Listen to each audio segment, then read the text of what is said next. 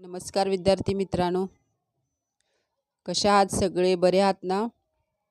गेल्या व्हिडिओमध्ये आपण प्रकरण 5वे पाहिले होते, भारतातील ग्रामीण विकास. 11वी अर्थशास्त्र प्रकरण 5, भारतातील ग्रामीण विकास. ते आपले पूर्ण झाले होते शिकून, पण त्याचे आपले स्वाध्याय बाकी होते, तर ते आता आपण घ्यायचे आहेत. चला स्वाध्यायाकडे जाऊया. ओके, तुम्ही सोडवलेच असतील असं मी ग्राह्य धरते, तरी पण मी तुम्हाला त्याची उत्तरं सांगणार आहे, तर तुम्ही लक्षपूर्वक ते पाहायचं आहे. पुस्तक समोर तुमच्या ठेवायचं आहे आणि बघा, मी काय एक एक वाचून दाखवते आहे. प्रश्न पहिला आहे, खालील विधाने पूर्ण करा. प्रश्न पहिला आहे, खालील विधाने पूर्ण करा. 1. ग्रामीण पतपुरवठा महत्त्वपूर्ण मानला जातो कारण ग्रामीण पतपुरवठा महत्त्वपूर्ण मानला जातो कारण. आता कारणे दिलेली आहेत इथे 4. त्याच्यामधलं योग्य कारण आपण शोधायचं आहे. आता 1. ग्रामीण भागातील उत्पन्न वाढण्यास मदत होते. दुसरं कारण आहे, बचतीचा अभाव असून शेती व इतर आर्थिक कार्यासाठी पुरेसा वित्तपुरवठा नसतो. तिसरं कारण आहे, यामुळे ग्रामीण विभागाचा सर्वांगीण विकास होतो. आणि ड आहे, ग्रामीण भागातील असमानता कमी होते.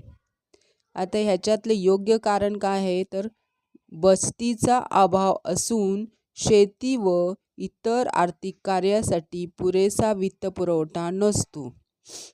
हे अगदी बरोबर कारण आहे, कारण ग्रामीण पतपुरवठा महत्त्वपूर्ण मानला जातो कारण बचतीचा अभाव असून शेती व इतर आर्थिक कार्यासाठी पुरेसा वित्तपुरवठा नसतो. आता दुसरा बघा क्वेश्चन, उत्पादक कर्ज ही आर्थिकदृष्ट्या न्याय्य असतात. उत्पादक कर्ज ही आर्थिकदृष्ट्या न्याय्य असतात कारण. आता पहिलं बघूया, ते शेती उत्पादनाशी संबंधित आहेत. दुसरं, त्याचा वापर वैयक्तिक उपभोगासाठी केला जातो. क, ते दारिद्र्य निर्मूलनास मदत करतात. आणि ड, ते जीवनमान दर्जा उंचावण्यास मदत करतात. आता याचं अगदी बरोबर कारण कोणतं आहे, तर ते शेती उत्पादनासाठी संबंधित आहेत. आता तिसरं, छोटे शेतकरी बँकाकडून देण्यात येणाऱ्या कर्जासाठी अपात्र ठरतात कारण सावकारांची उपस्थिती. ब, ग्रामीण भागात बँकाच्या शाखा नसणे. क, उच्च व्यवहार खर्च, प्रक्रिया खर्च जास्त. आणि ड, मोठ्या शेतकऱ्यांचा प्राधान्य. मोठ्या शेतकऱ्यांना प्राधान्य. तर छोटे शेतकरी बँकाकडून देण्यात येणाऱ्या कर्जासाठी अपात्र ठरतात कारण उच्च व्यवहार खर्च आणि प्रक्रिया खर्च जास्त.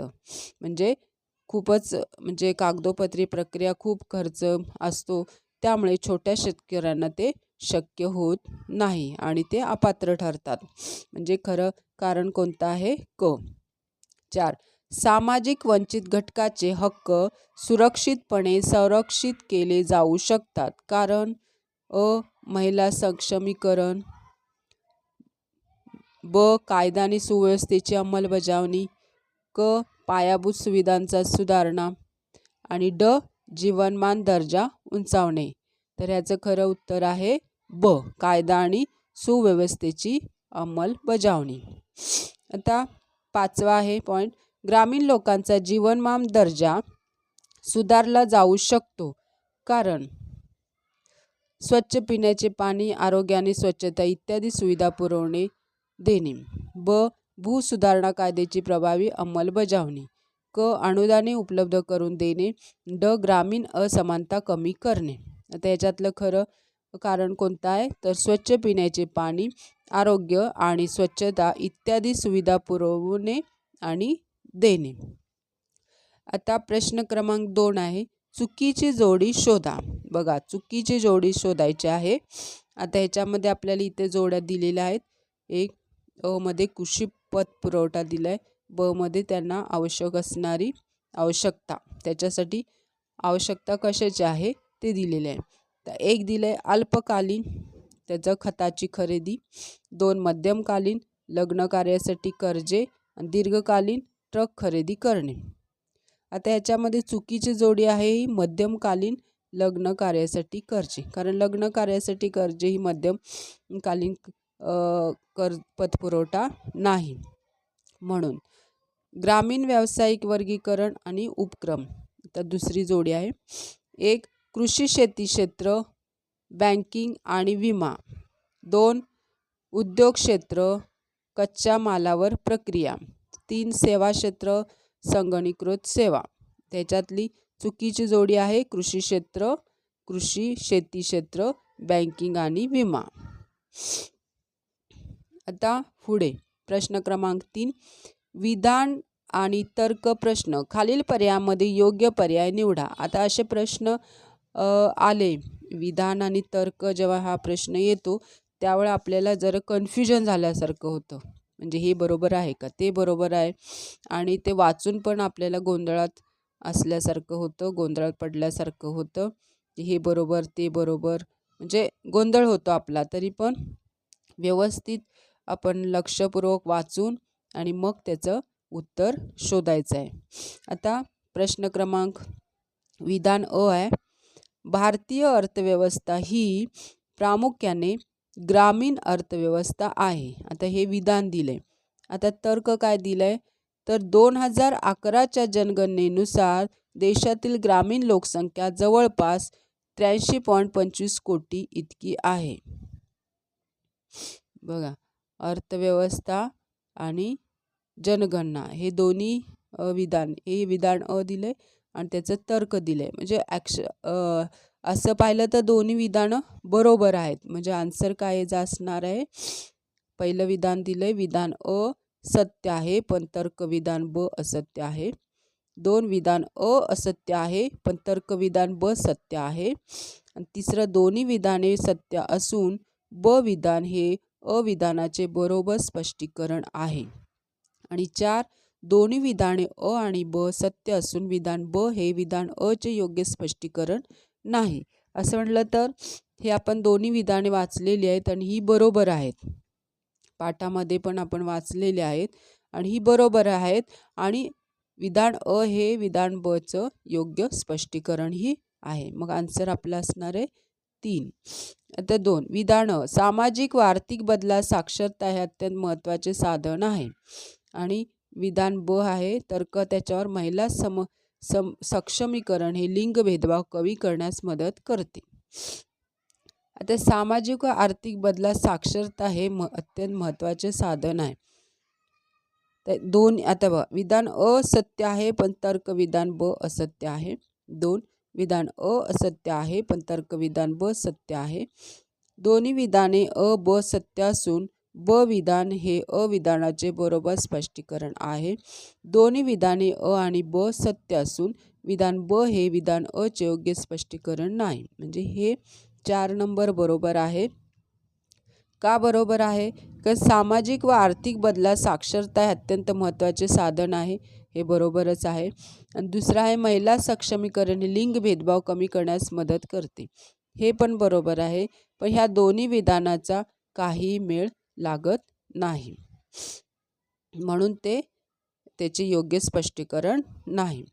आता विधान अ तिसऱ्यामध्ये, कृषी पतपुरवठ्याचा वापर अनुत्पादक कार्यासाठी केला जातो. आणि विधान ब, शेतीमधील वाढीसाठी कृषी क्षेत्राला दिला जाणारा पतपुरवठा अत्यंत महत्त्वाचा आहे.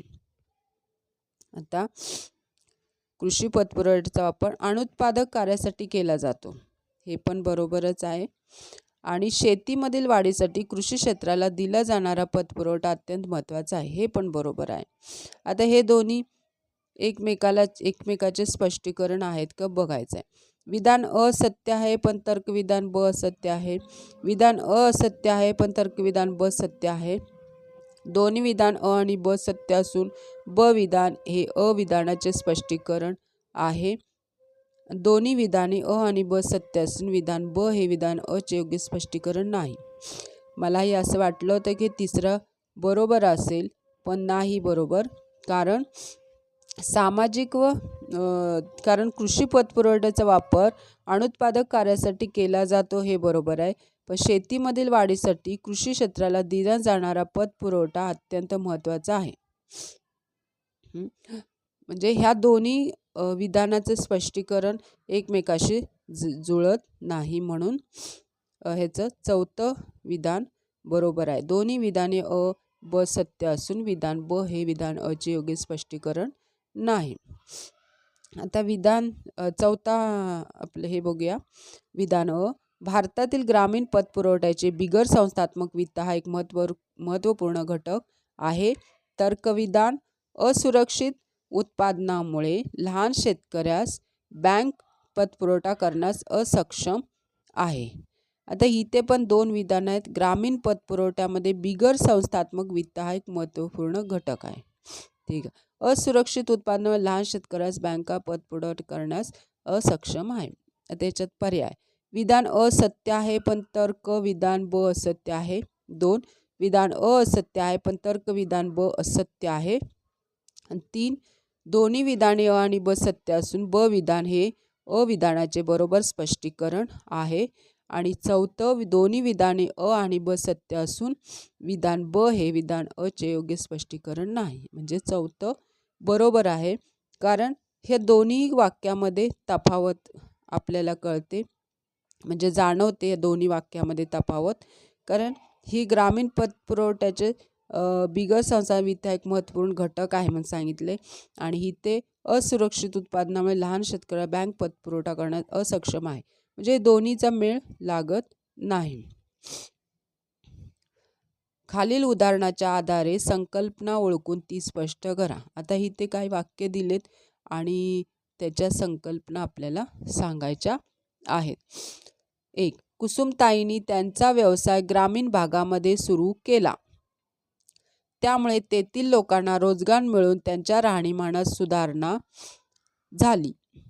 बघा, कुसुमताईंनी ग्रामीण भागामध्ये व्यवसाय चालू केला आहे, त्यामुळे काय झालं, लोकांना रोजगार मिळून त्यांच्या राहणीमानात सुधारणा झाली. म्हणजे इथं काय आहे, ग्रामीण औद्योगिकरण ही संकल्पना येते. ग्रामीण औद्योगिकरण लिहून घ्यायचं आहे तुम्ही, ग्रामीण औद्योगिकरण. 2. रावजींनी कर्ज घेऊन ट्रॅक्टर खरेदी केला. आता ट्रॅक्टर खरेदी करण्यासाठी कर्ज पुरवठा कोणता आहे? आपण ट्रॅक्टर खरेदी करण्यासाठी दीर्घकालीन कर्ज आपण घेतो. दीर्घकालीन पतपुरवठा म्हणजे तो झाला कोण? उत्पादक कृषी पतपुरवठा झाला. दीर्घकालीन कर्ज म्हणजेच काय? उत्पादक कृषी पतपुरवठा. 3. उच्च प्रतीची बी बियाणे खरेदी करण्यासाठी बँक लहान छोट्या शेतकऱ्यांना अनुदान पुरवते. आता ह्याचा काय? अल्पकालीन पतपुरवठा. अल्पकालीन पतपुरवठा. 4. दामाजींनी यावेळी सावकाराकडून कर्ज घेण्याऐवजी गावातील पतसंस्थेकडून कर्ज घेतले, म्हणजे संस्थात्मक मार्ग स्वीकारला. म्हणजे कृषी पतपुरवठ्याचा संस्थात्मक मार्ग. आन्सर काय असणार आहे? कृषी पतपुरवठ्याचा संस्थात्मक मार्ग. रामरावजींनी शेतीमध्ये सिंचन व्यवस्थेच्या उद्देशाने बँकेच्या अटी नियमानुसार 10 वर्षासाठी कर्ज घेतले. आता 10 वर्षासाठी कर्ज म्हणजे काय? दीर्घकालीन असणार आहे कर्ज. हे दीर्घकालीन कृषी पतपुरवठा. दीर्घकालीन कृषी पतपुरवठा. आता पुढचा प्रश्न आहे, खालील उतारा वाचून त्यावरील प्रश्नाची उत्तरे द्या. आता इथे उतारा दिलेला आहे तुम्हाला, त्याच्या खाली प्रश्नोत्तरे म्हणजे प्रश्न दिलेले आहेत. आता आपण उतारा वाचूयात. ग्रामीण विकास हा प्रशासनाचा एक वंचित भाग आहे. महात्मा गांधी यांच्या मते भारत हा खेड्यांचा देश आहे. खेड्यांचा विकास झाल्याशिवाय देशाचा विकास साध्य करणे अशक्य आहे. विकासाच्या धोरणांचे एकत्रीकरण करण्यासाठी सर्व गरजांचे नियोजन करणे आवश्यक आहे. तळागाळातील लोकांच्या विकासासाठी प्रभावी प्रशासनाद्वारे ग्राम पातळीवर हे शक्य आहे. पंचायती राज्यव्यवस्थेच्या माध्यमातून राष्ट्रीय व राज्य सरकारच्या विकेंद्रीकरणाच्या दिशेने पाऊल टाकण्यासाठी आदर्श गाव या संकल्पनेचा संपूर्ण भारतातील यशस्वी यशोगाथाच्या माध्यमातून अभ्यास करणे गरजेचे आहे. शिक्षणातील विषमता कमी करण्यासाठी आणि साक्षरतेच्या प्रमाणात वाढ करण्यासाठी भारताची वाटचाल योग्य दिशेने सुरू असली तरी अजून बरेच काही करणे आवश्यक आहे. पूर्वीपासून वंचित असलेल्या भारतीय नागरिकांना निर्णय प्रक्रियेत सहभागी करून घेण्याची स्वयंशासन हमी घेते. आता हा झाला पॅसेज आणि त्याच्याखाली 4 प्रश्न दिलेले आहेत. महात्मा गांधीचे विचार थोडक्यात सांगा. आता महात्मा गांधीजींचे विचार तुम्हाला इथे दिलेलेच आहेत. महात्मा गांधी यांच्या मते भारत हा खेड्यांचा देश आहे. खेड्यांचा विकास झाल्याशिवाय देशाचा विकास साध्य करणे अशक्य आहे. एवढं. हे बघा, हे पहिल्या प्रश्नाचं उत्तर आहे. दुसरं, ग्रामीण विकासाबाबत शासनाच्या भूमिकेवर प्रकाश टाका.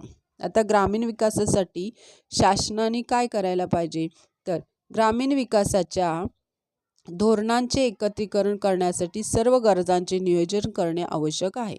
तळागाळातील लोकांच्या विकासासाठी प्रभावी प्रशासनाद्वारे ग्राम पातळीवर शक्य आहे. पंचायती राज्यव्यवस्थेच्या माध्यमातून राष्ट्रीय व राज्य सरकारच्या विकेंद्रीकरणाच्या दिशेने पाऊल टाकण्यासाठी आदर्श गाव या संकल्पनेचा संपूर्ण भारतातील यशस्वी यशोगाथाच्या माध्यमातून अभ्यास करणे गरजेचे आहे. हे केलं पाहिजे. ग्रामीण भागाच्या विकासासाठी काय केलं पाहिजे, तर हे आन्सर आहे. तिसरं, ग्रामीण विकास साधण्यासाठी कोणत्या उपाययोजना सुचवल्या आहेत. आता ग्रामीण विकास कशामुळे होणार आहे, तर पूर्ण रोजगार असेल किंवा राहणीमान चांगला असेल किंवा पूर्ण साक्षरता असेल तरच ग्रामीण विकास झाला असं आपण म्हणतो. मग ग्रामीण विकास साधण्यासाठी कोणत्या उपाययोजना सुचवल्या आहेत, तर पूर्ण रोजगार, पूर्ण साक्षरता आणि राहणीमानामध्ये चांगल्या सोयी त्यांना दिल्या गेल्या पाहिजेत. आणि चौथा, गावचा उत्कृष्ट नमुना तुमच्या शब्दात मांडा. जे उत्कृष्ट गाव कसा असेल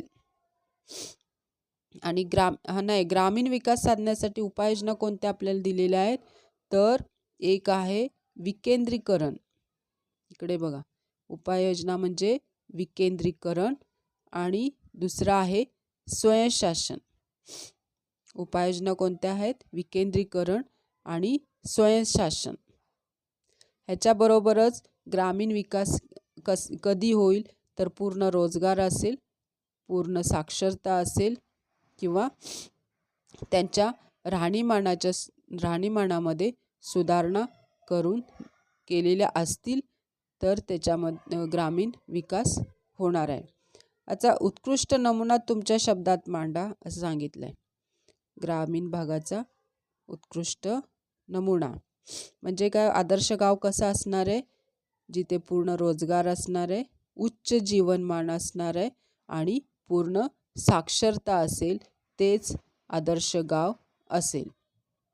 तर मित्रांनो, लक्षात आलं का तुमच्या? सगळ्याची उत्तरं मी तुम्हाला सांगितलेली आहेत आणि व्यवस्थित ती तुम्ही लिहून घ्यायची आहेत आणि ती अंडरस्टँड करायची आहेत. तर तुम्हाला ती समजली असतील असं मी ग्राह्य धरते आणि इथंच आपण थांबूया.